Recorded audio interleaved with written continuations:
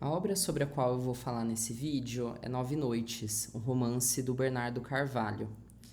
Esse é um livro que está sendo cobrado pela lista de leituras obrigatórias da FUVEST. Então vamos lá.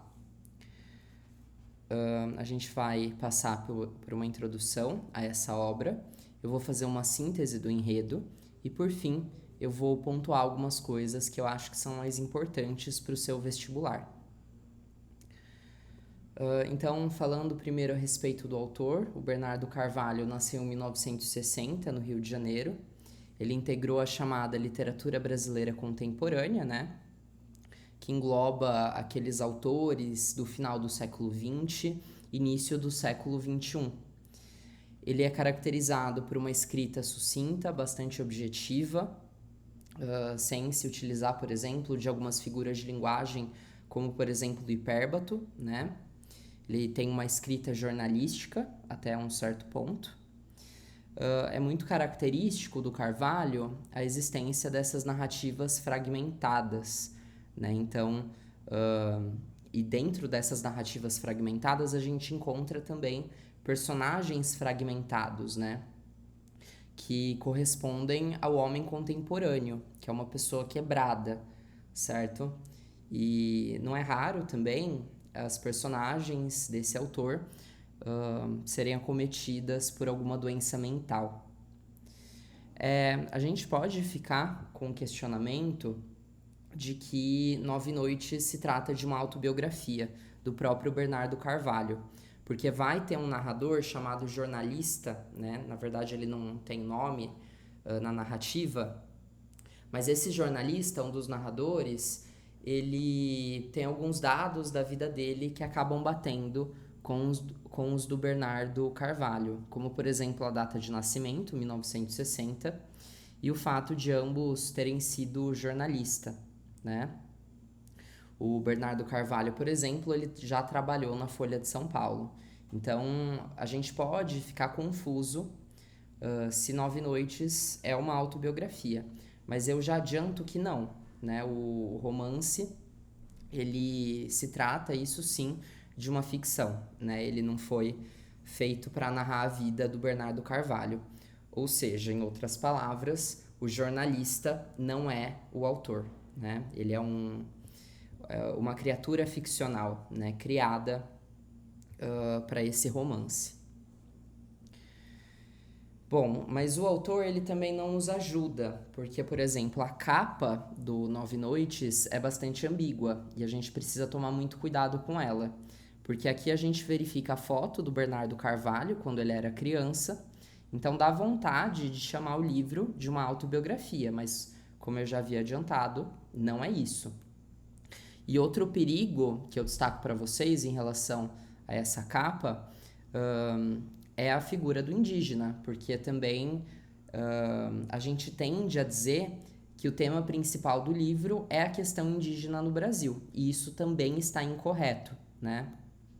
Obviamente que a questão indígena ela vai aparecer em Nove Noites, mas não é esse o foco desse romance.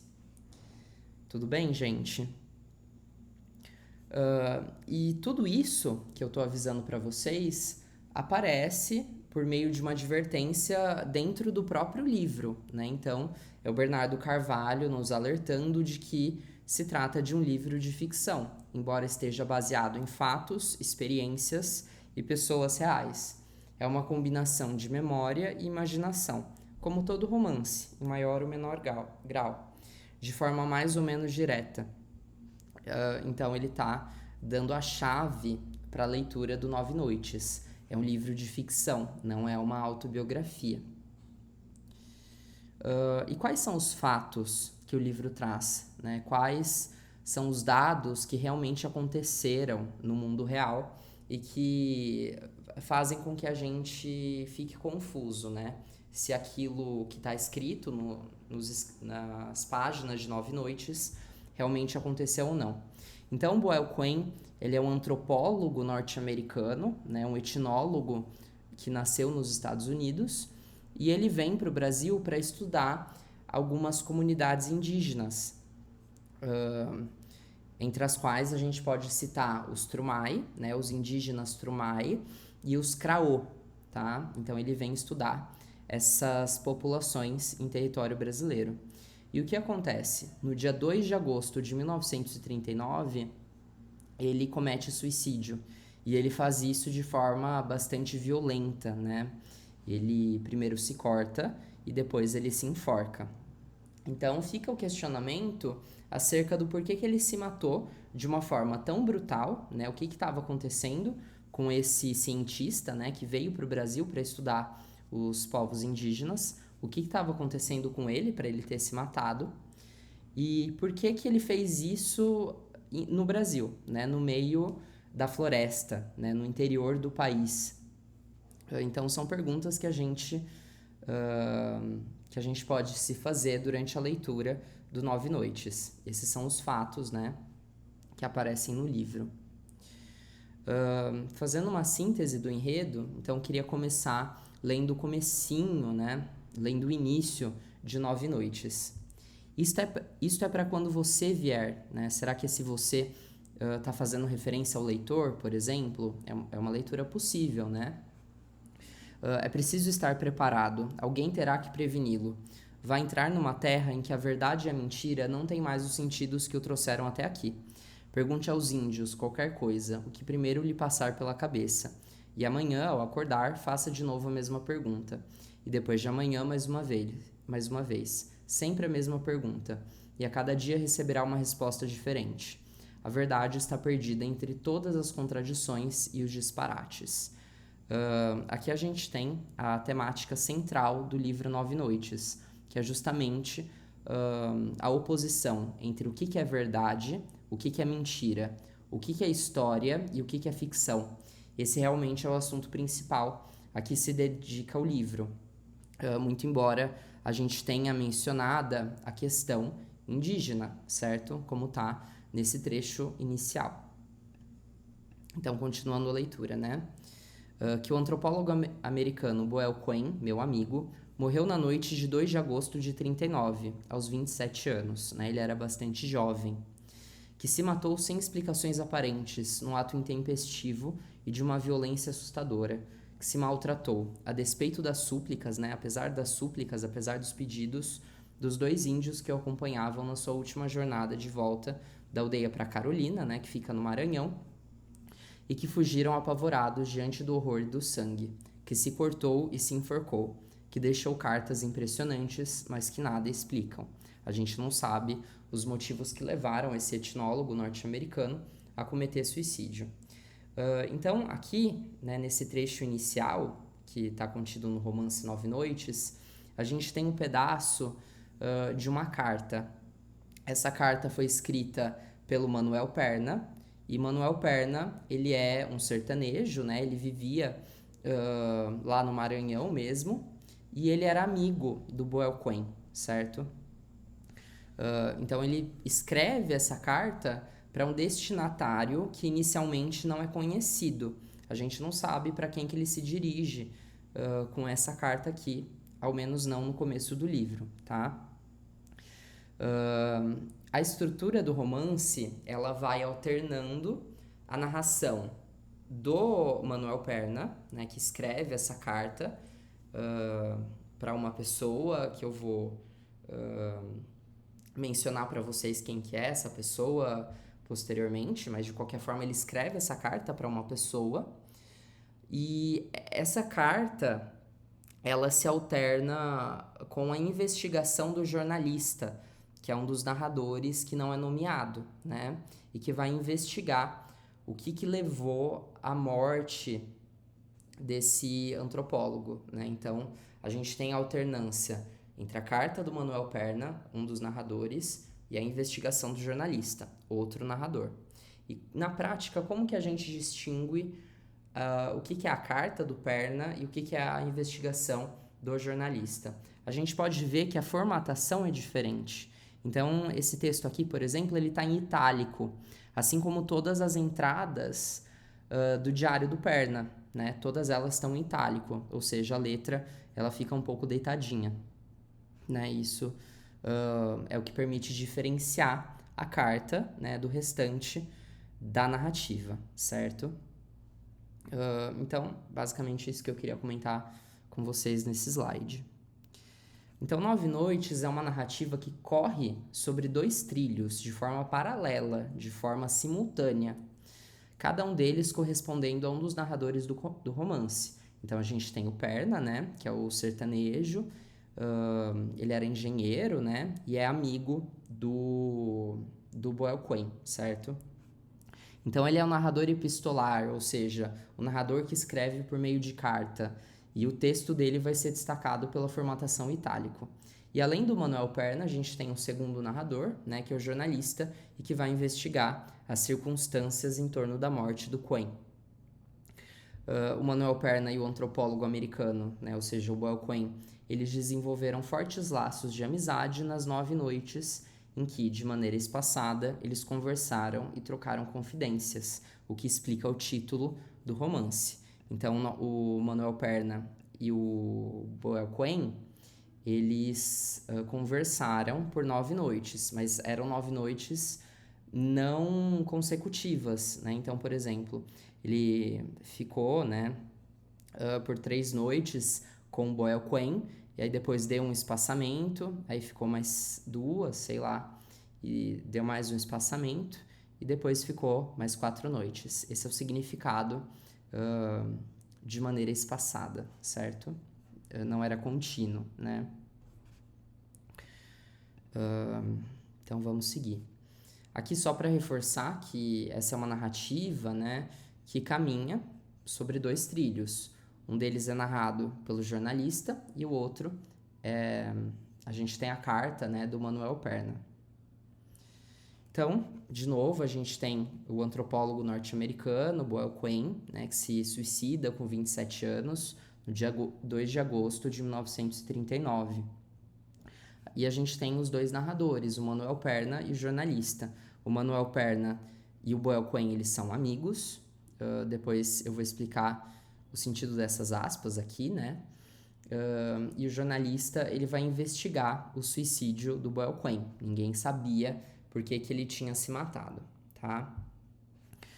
Eu vou precisar contar um spoiler para vocês, né? Mas essa informação, ela só aparece no final do romance. Então, o jornalista, na verdade, é ele que inventa a carta do Manuel Perna, certo? Ele inventou essa carta, né? Na realidade, o amigo, né, do Boel Quinn nunca deixou um texto, né, para alguém após a morte do antropólogo, né? Essa carta foi inventada pelo jornalista. Então a gente entende que não dá para confiar nesse narrador, né? Ele inventa algumas informações, certo? Então ele não é confiável de forma nenhuma, ele não é imparcial, ele não é objetivo, né, na busca por respostas que ele está empreendendo. Bom, o Boel Quinn, quando ele tinha passado, né, nos exames da faculdade, ele decide comemorar com alguns amigos. E aí ele vai, né, para uma casa de praia. E quando ele estava retornando para essa casa na qual ele e os amigos haviam se hospedado, ele estava voltando sozinho nessa ocasião, ele dá de cara com um homem que tira algumas fotos do Boel Quinn. O antropólogo, ele inicialmente não gosta dessa atitude, né, desse fotógrafo, mas depois eles acabam se tornando amigos, certo? Depois até rola uma briga entre eles, né, motivada supostamente por uma mulher, porque o Boel Quinn havia se sentido traído, né, em relação ao amigo, né? Essa mesma mulher, será que ela teria sido tanto do Quinn quanto do fotógrafo, né? Enfim. Bom, então essa é a história do Boel Quinn, né? Depois ele vai cometer o suicídio em 39. Agora a gente vai um pouquinho para o jornalista, né? Vai chegar uma parte do livro em que ele vai contar sobre a sua história, sobre a sua infância, né? Sobre a relação que ele tinha com o pai, por exemplo. E o que acontece? O pai do jornalista, ele tinha uma doença neurodegenerativa, né? Que é a doença de Creutzfeldt-Jakob, né? Enfim, é uma doença que deixou o pai acamado. E o jornalista, esse narrador que não é nomeado, ele vai visitar o pai no hospital. E o que acontece? O pai dele estava em um leito, né, do hospital. Então aqui eu estou desenhando o pai do jornalista. Aqui o jornalista, né, que foi visitar o pai nesse hospital. Mas no leito do lado, no mesmo quarto em que estava o pai do jornalista, existia um velho americano. Então o jornalista, quando ele visitava o pai, né, que estava acamado por essa doença, ele acabava se deparando com esse velho americano, né, que era bastante solitário. Um dia esse velho ele vai convulsionar e ele vai chamar o nome do jornalista, mas ele o chama como Bill Cohen, né? Vou escrever aqui para vocês. O velho americano chama o jornalista de Bill Cohen, assim que se escreve. Enfim, depois o pai do jornalista acaba morrendo, né? O jornalista ele segue a vida, até que um dia ele lê no jornal o artigo de uma antropóloga, né, que é professora da Unicamp. Então ele lê esse artigo no jornal a respeito de um etnólogo, de um antropólogo que havia cometido suicídio em terras brasileiras, de forma bastante misteriosa, que no caso é o Boel Cohen. E percebam a semelhança da sonoridade entre Boel Cohen e Bill Cohen, né? Nisso o jornalista ele fica bastante intrigado, né? Porque ele havia feito a associação, né? Sei lá, Bill Cohen, talvez o jornalista tivesse ouvido de forma incorreta o nome pelo qual ele foi chamado por esse velho americano. E talvez seria o próprio Boel Cohen. E é isso que motiva essa investigação, né, do jornalista. E aí o que acontece? Ele passa a procurar mais a respeito desse velho americano. Ele quer saber quem que foi ele, porque assim ele teria estabelecido essa relação do velho com o antropólogo, né? E o que ele descobre? Ele descobre que esse era um velho, como eu disse, ele tinha vindo dos Estados Unidos, né? E ele tinha uma mala cheia de fotografias. E uma dessas fotografias contidas na mala era justamente de alguém com calção de banho, ou seja, poderia ser o próprio Boel Cohen, certo? Então, tudo bem, gente? Esqueci de mencionar que a carta do Manuel Perna tinha como destinatário o fotógrafo, né? Que fotografou o Boel Cohen quando ele estava viajando com os amigos.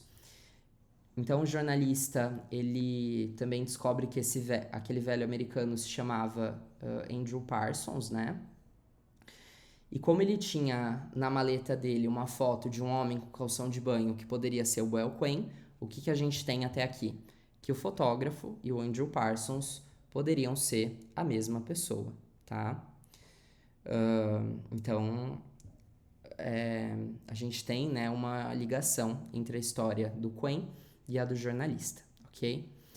Então, só reforçando com vocês, porque eu tinha esquecido de comentar, a carta do Manuel Perna descobre-se que ela era destinada ao fotógrafo, mas lembrando que, na verdade, essa carta era uma mera invenção do jornalista. Parece confuso? É porque realmente é, né? E não existe uma... Os fatos, eles não são colocados no romance em ordem cronológica. Fica nesse vai e vem, tá? Na forma de um romance policial, um romance investigativo, tá certo? Nada é linear aqui no Nove Noites, ok? Bom, então, o que a gente tem até aqui? O Andrew Parsons, aquele velho americano que havia ficado no hospital com o pai do jornalista, ele poderia ser o fotógrafo, né, que havia capturado imagens do antropólogo, certo? Bom, e aí o jornalista, né, nas suas descobertas, ele acaba descobrindo que o filho do Andrew Parsons se chama Shlomo Parsons. Esse nome não é importante, tá? De qualquer forma, ele se chama Shlomo Parsons. Ele estava morando nos Estados Unidos, né, em um apartamento lá. Então, o jornalista ele decide ir até os Estados Unidos para investigar melhor, né, esse filho do velho americano. Então, ele vai para os Estados Unidos, Ele é recebido pelo Esquilomo Parsons, porque por sorte o Esquilomo ele estava esperando, né, uma empresa para carregar algumas caixas do seu apartamento. Então o jornalista ele entra relativamente fácil no apartamento do filho do Andrew. E aí lá, né, o Esquilomo Parsons ele conta que aquelas caixas pertenciam a um homem que já morou com ele, fazendo, portanto, né, uma alusão à sua homossexualidade, né, a homossexualidade do Esquilomo Parsons. E ele também diz que o Andrew Parsons havia dito para ele, ou seja, para o seu filho, que na verdade o Andrew não era o seu pai, né? E o jornalista, inclusive, nota alguma semelhança entre o Esquilomo Parsons e o Boyle Quinn, né? Ou seja, o Boyle Quinn poderia ser pai, né, do Esquilomo Parsons. E aí o Esquilomo, ele mostra algumas fotos para esse jornalista, algumas fotos que haviam sido tiradas, né, pelo Andrew. E em uma dessas fotos estava vários indígenas, né, várias pessoas, melhor dizendo, nuas. E aí ele fala, como que o Andrew não era meu pai, se a gente gostava das mesmas coisas? Ou seja, tanto o Andrew quanto o Esquilomo seriam homossexuais, né? E aí, agora sim a gente pode entender as aspas de amigos. Porque assim, Andrew Parsons era homossexual. E ele se envolve com Boyle Quinn. E lembra que havia tido aquela situação de ciúme pela qual os dois brigam? Então, poderia ser um ciúme do Boyle Quinn em relação ao fotógrafo, não em relação à mulher. Ou seja, o Boyle Quinn também... existem indícios no livro de que ele era homossexual também, né? E isso poderia ter sido o motivo pelo qual ele se suicidou. E daí a gente volta nesse termo aqui, né, amigos, entre aspas. O Boyle Quinn e o Manuel Perna, talvez eles fossem mais até do que amigos, né? Porque eles tinham uma relação muito próxima. E como isso é possível em apenas 9 noites em que eles ficaram juntos? Então, provavelmente, eles tiveram também uma relação homoafetiva, né? Certo, gente? Bom, como que termina o romance? Termina que o jornalista ele sai do apartamento do Esquilomo Parsons e ele volta para o Brasil, sem provar essa associação entre o fotógrafo do Boyle Quinn e o Andrew Parsons. No final, nada fica comprovado, né? O romance ele deixa um enorme ponto de interrogação, como que convidando os leitores a participarem ativamente da construção dessa história. Então, em 9 noites, o leitor ele é ativo, ele não é passivo, ok? Então, esse é um enredo. Vou fazer alguns comentários agora, analisando a obra.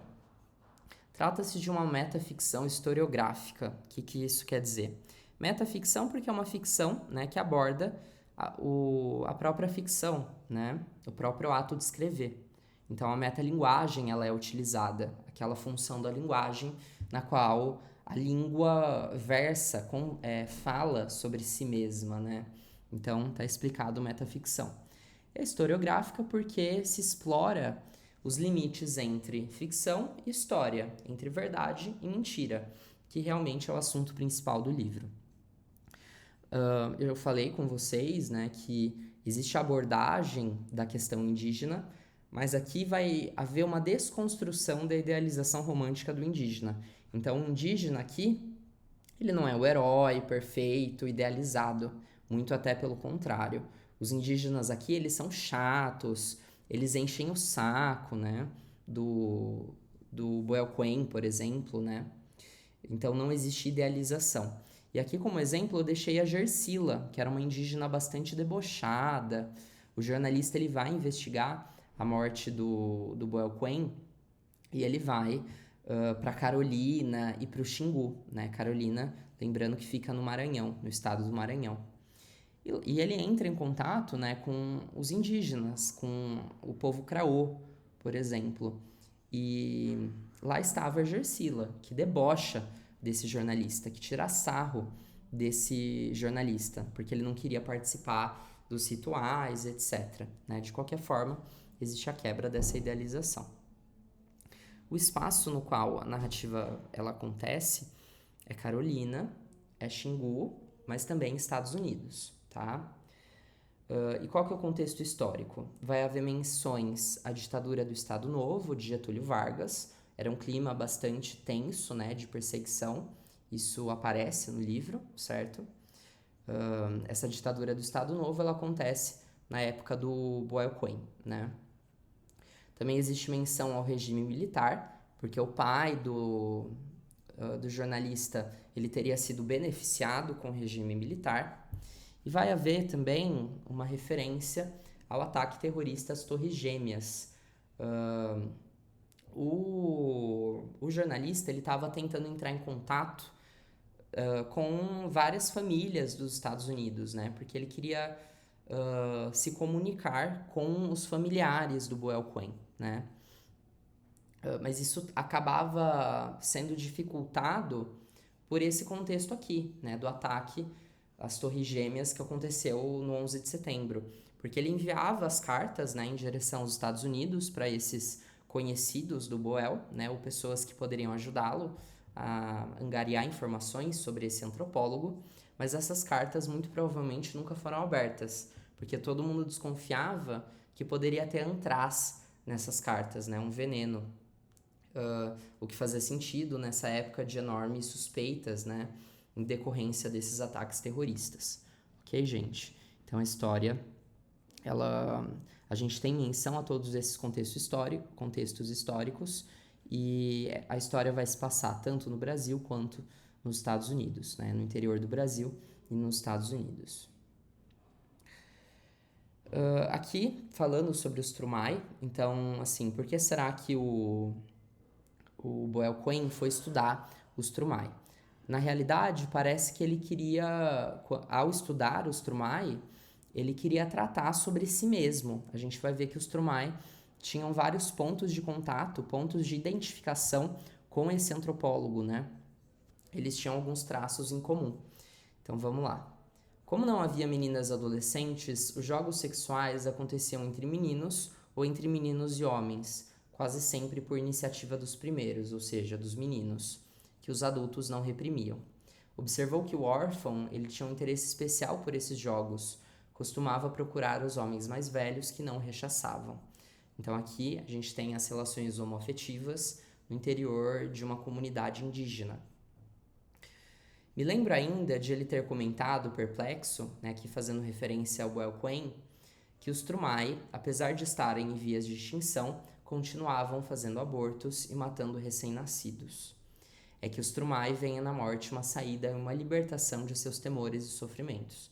Né? Então, os Trumai também tinham essa relação com a morte, assim como o Boelquém, né? Ele usou a morte como uma saída, né, para todo o seu sofrimento. E aí, como prova disso, né, de que os Trumai eles viam a morte como uma saída para tudo, o Boelquém conta que uma vez em que ele estava doente, um indígena, né, Trumai, havia se oferecido para esfaqueá-lo, né, ou seja, como forma de livrar o antropólogo desses sofrimentos, tá? Por fim, me parece que ele, né, Boelquém, tinha encontrado um povo cuja cultura era a representação coletiva do desespero que ele próprio vivia como um traço de personalidade. Então os Trumai também eram super perseguidos, né? Eles tinham medo de serem atacados por comunidades indígenas inimigas, né? Então existe um paralelo muito grande com a própria personalidade do Boelquém, que é caracterizada, que é marcada por uma certa obsessão, né? Em relação à sexualidade do etnólogo, só para comprovar para vocês, né, que a homossexualidade ela é um dos temas presentes desse livro, a gente tem esse trecho aqui do Carnaval de 38, ou seja, um ano antes do suicídio do antropólogo. Me disse que chegou, né, que Boelquém chegou ao Rio no Carnaval de 38 e que conheceu no bloco de rua uma negra alta e vistosa, fantasiada de enfermeira. Vestia uniforme branco, chapéu branco e sapatos brancos, que realçavam a sua pele de breu, cintilante de suor. Ele mal falava português, não entendia nada do que ela lhe dizia, estava bêbado. Levou-a para o seu quarto de pensão, dormiram juntos, Mas quando acordou no dia seguinte, ela, a enfermeira, já não estava lá, como contador de histórias de Fiji, que o abandonara antes do nascer do sol.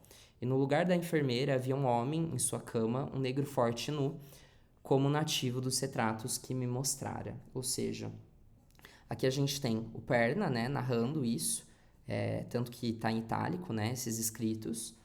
E a gente tem que o Boel Cohen, ele se deita, né, com uma enfermeira, ele provavelmente estava bêbado, né, e ele não percebe que essa enfermeira, na realidade, era um negro forte e nu, apontando de novo para a orientação sexual desse antropólogo que pode ter motivado o seu suicídio. Então a enfermeira, na verdade, era muito mais próxima disso aqui, né, não era uma mulher. Então o que se faz no Carnaval do Rio, fica no Rio, tá bom? Então era isso, gente. Eu acho que os pontos principais, né, desse livro foram tratados nessa aula. Eu sei que é uma história um pouco confusa, um pouco intrincada, mas de qualquer forma vocês podem ir voltando o vídeo, né, e pausando, enfim, para verem com bastante calma, tá bom? Como esse livro merece. É bastante interessante para quem quiser ler, tá? E se vocês tiverem dúvidas, vocês podem me acessar por meio do meu e-mail e do meu número, né, pessoal? Então, um beijo para todos e até a próxima.